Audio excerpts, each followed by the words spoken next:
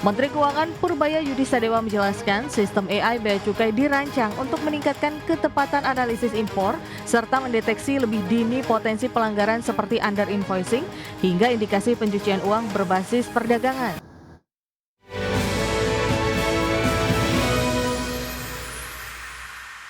Direktorat Jenderal Bea dan Cukai Kementerian Keuangan tengah mengembangkan aplikasi berbasis kecerdasan buatan bernama Trade AI untuk memperkuat pengawasan impor. Ya, Menteri Keuangan Purbaya Yudi Sadewa memastikan pihaknya siap menyediakan anggaran agar sistem tersebut dapat berfungsi optimal dalam mencegah praktik under invoicing yang kerap dilakukan oknum importir. Kementerian Keuangan melalui Ditjen Bea Cukai terus mendorong peningkatan pengawasan aktivitas ekspor-impor di pelabuhan demi memastikan penerapan regulasi dipatuhi semua pihak. Saat ini, tim pengembangan AI Bea Cukai masih memanfaatkan perangkat keras dan perangkat lunak yang ada. Namun ke depan, pengembangan penuh aplikasi Trade AI diperkirakan membutuhkan investasi mencapai 45 miliar rupiah. Menteri Keuangan Purbaya Yudi Sadewa menjelaskan sistem AI Bea Cukai dirancang untuk meningkatkan ketepatan analisis impor serta mendeteksi lebih dini potensi pelanggaran seperti under invoicing hingga indikasi pencucian uang berbasis perdagangan. Keberadaan teknologi tersebut diharapkan dapat memperkuat efektivitas pengawasan kepabeanan. AI itu software-nya dikembangkan secara internal, jadi nggak ada investasi yang terlalu besar sampai sekarang. Kita pakai sumber resources yang ada, hardware yang ada, software yang ada, yang paling saya bayar gaji yang biasa. Tapi untuk depan, untuk mengembangkan lebih dalam lagi supaya lebih canggih di seluruh Indonesia, kita perlu investasi sekitar 45 miliar rupiah lagi untuk mengembangkan sistem IT-nya. Trade AI di tiap pelabuhan nantinya akan dibekali kemampuan analisis nilai pabean, klasifikasi barang, dan verifikasi dokumen yang seluruhnya akan terintegrasi dengan sistem CISA 4.0. Purbaya menegaskan bahwa integrasi ini akan mempercepat proses pengambilan keputusan di berbagai lini pengawasan sebab praktik under invoicing selama ini menjadi modus umum untuk menurunkan nilai transaksi demi mengurangi pembayaran bea masuk dan pajak sehingga berpotensi merugikan negara. Jakarta, Raharjo Patmo, IDX Channel.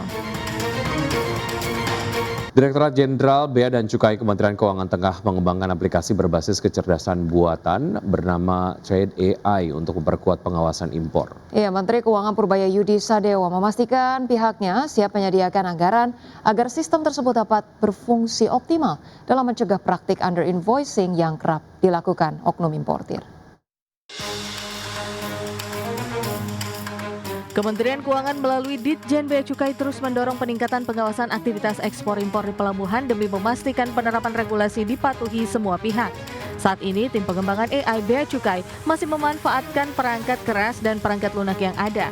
Namun ke depan, pengembangan penuh aplikasi Trade AI diperkirakan membutuhkan investasi mencapai 45 miliar rupiah. Menteri Keuangan Purbaya Yudi Sadewa menjelaskan sistem AI Bea Cukai dirancang untuk meningkatkan ketepatan analisis impor serta mendeteksi lebih dini potensi pelanggaran seperti under invoicing hingga indikasi pencucian uang berbasis perdagangan. Keberadaan teknologi tersebut diharapkan dapat memperkuat efektivitas pengawasan kepabeanan. AI itu software-nya dikembangkan secara internal, jadi nggak ada investasi yang terlalu besar sampai sekarang. Kita pakai sumber resources yang ada, hardware yang ada, software yang ada, yang paling saya bayar gaji yang biasa. Tapi untuk depan, untuk mengembangkan lebih dalam lagi supaya lebih canggih di seluruh Indonesia, kita perlu investasi sekitar 45 miliar rupiah lagi untuk mengembangkan sistem IT-nya. Trade AI di tiap pelabuhan nantinya akan dibekali kemampuan analisis nilai pabean, klasifikasi barang, dan verifikasi dokumen yang seluruhnya akan terintegrasi dengan sistem CISA 4.0. Purbaya menegaskan bahwa integrasi ini akan mempercepat proses pengambilan keputusan di berbagai lini pengawasan sebab praktik under invoicing selama ini menjadi modus umum untuk menurunkan nilai transaksi demi mengurangi pembayaran bea masuk dan pajak sehingga berpotensi merugikan negara. Jakarta, Raharjo Patmo, IDX Channel. Masih di market bus, pemirsa, indeks harga saham gabungan atau IHSG ditutup berbalik menguat usai melemah di intraday ke level 8.500-an di Jumat pekan lalu. Penguatan IHSG ditopang kenaikan saham grup Bakri dan saham-saham emiten emas. Indeks harga saham gabungan atau IHSG ditutup di zona hijau menguat 0,46%. Di level 8.660,49 di perdagangan Jumat pekan lalu. Sementara dalam sepekan, IHSG tercatat menguat 0,32%. Nilai transaksi mencapai Rp29,76 triliun. Emiten grup Bakri kembali mendominasi transaksi. Bumi mengukuhkan nilai transaksi Rp7,56 triliun, saham BRMS nilai transaksi di Rp5,89 triliun, dan Dewa Rp3,15 triliun. Dari sisi sektoral, sektor barang baku melesat 5,52%, energi melaju 1,23%, properti dan real estate naik 1,02%, sementara sektor teknologi anjlok 2,20%, barang konsumen non-primer melemah 1,23%.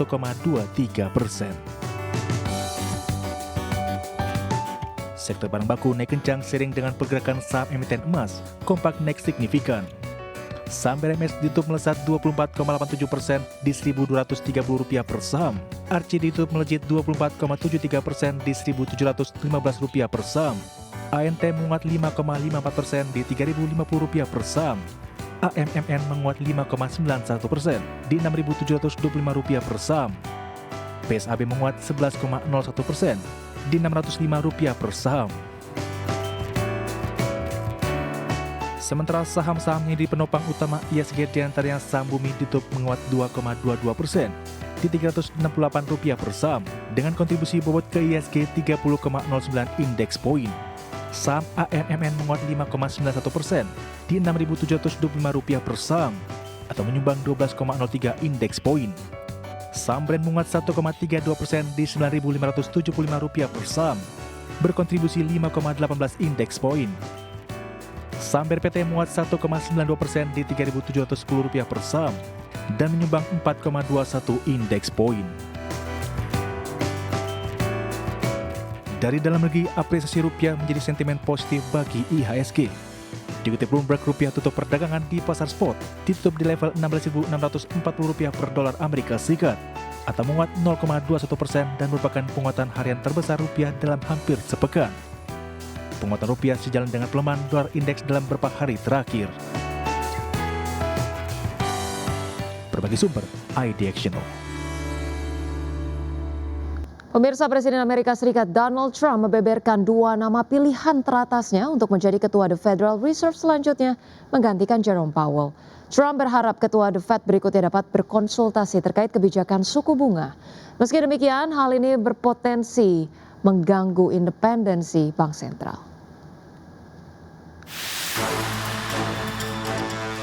Presiden Amerika Serikat Donald Trump membeberkan dua nama pilihan teratasnya untuk menjadi ketua Federal Reserve seiring dengan proses pencarian pengganti Jerome Powell yang memasuki pekan-pekan terakhir. Kedua nama yang dikantongi Trump adalah Direktur Dewan Ekonomi Nasional Gedung Putih Kevin Hassett dan mantan Gubernur The Fed Kevin Warsh. Mengutip Bloomberg, Trump mengungkapkan bahwa Kevin Warsh telah masuk ke dalam daftar kandidat teratas melawan Hassett yang selama ini banyak dipandang sebagai kandidat terkuat untuk posisi tersebut. Dalam pernyataan terbarunya, Trump menyatakan proses seleksi masih terbuka dan belum final. Padahal sebelumnya ia sempat menyatakan telah memiliki gambaran jelas terkait sosok yang akan dicalonkan sebagai pemimpin bank sentral. Bahkan pada Rabu lalu, Trump telah bertemu dengan Kevin Warsh. Dalam pertemuan itu, Warsh menyampaikan pandangannya agar biaya pinjaman berada di level yang lebih rendah. Sejalan dengan itu, Trump juga menegaskan pandangannya bahwa suku bunga seharusnya diturunkan secara agresif.